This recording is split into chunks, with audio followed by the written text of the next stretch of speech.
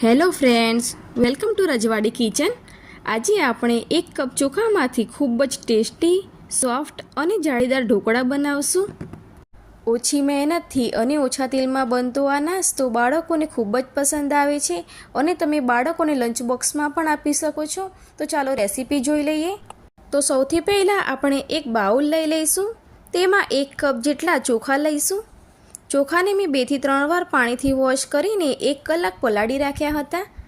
ચોખાનું પાણી નિતારીને એડ કર્યા પછી તેમાં 1/4 કપ જેટલો સોજી એડ કરી દઈશું। હવે તેમાં અડધો કપ જેટલું ખાટું દહીં ઉમેરીશું।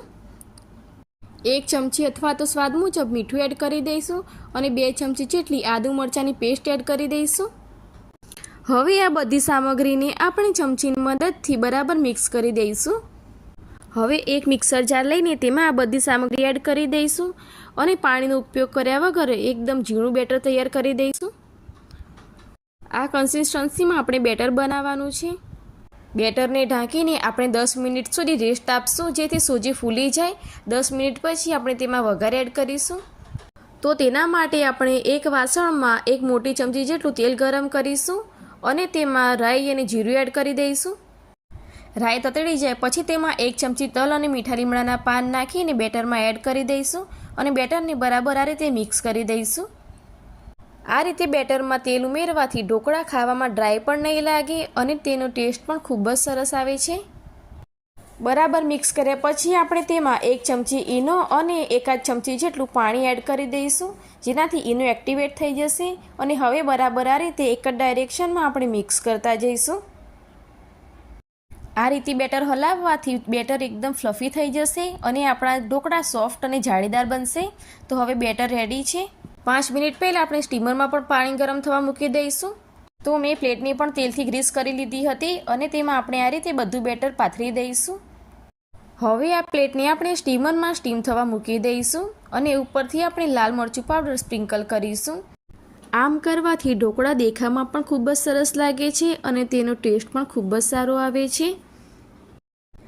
જો તમારું બાળક લાલ મરચું ન ખાતું હોય તો તમે ઉપરથી ગરમ મસાલો કે મરી પાવડર પણ સ્પ્રિંકલ કરી શકો છો। હવે તેનું ઢાંકણ ઢાંકીને 10 થી 12 મિનિટ સુધી હાઈ ફ્લેમ ઉપર સ્ટીમ થવા મૂકી દઈશું। 10 મિનિટ પછી ઢાંકણ ખોલીને ચપ્પુની મદદથી આપણે ચેક કરી લઈશું। ચપ્પુ સાફ નીકળે છે એટલે કે હવે આપણા ઢોકળા સ્ટીમ થઈ ગયા છે। ઢોકળાની પ્લેટની બહાર કાઢીને ઠંડી પડે એટલે તેના ઉપર આ રીતે કોથમીર વડે ગાર્નિશ કરી દઈશું। તો ફ્રેન્ડ્સ, તમે જોઈ શકો છો કે આપણા ઢોકળા દેખાવમાં જેટલા સરસ બન્યા છે તેટલા ખાવામાં પણ ટેસ્ટી લાગે છે। તો મેં અહીંયા ટ્રાયેંગલ શેપમાં કટ કર્યા છે। તમારે ચોરસ ટુકડા કરવા હોય તો કરી શકાય છે। આ ઢોકળા એકદમ હેલ્ધી હોવાથી બાળકોને ટિફિનમાં પણ આપી શકાય છે અને બાળકોને રેસીપી ખૂબ જ પસંદ આવે છે। તો ફ્રેન્ડ્સ, તમે જોઈ શકો છો કે આપણા ઢોકળા એકદમ સોફ્ટ અને જાળીદાર બન્યા છે।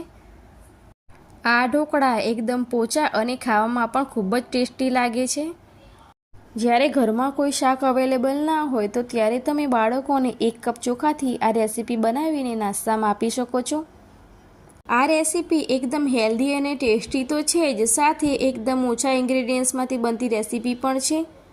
તો તમે તેને એકદમ આસાનીથી અને ઝટપટ ઘરે બનાવી શકો છો અને બાળકોને લંચ બોક્સમાં પણ આપી શકો છો।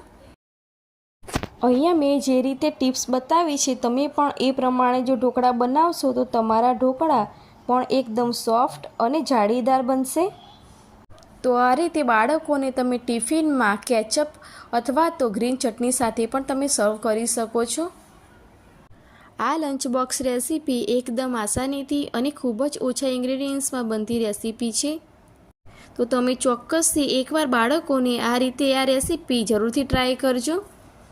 જો તમને મારી આ રેસીપી પસંદ આવી હોય તો વિડીયોને લાઈક કરીને ચેનલને જરૂરથી સબસ્ક્રાઈબ કરજો।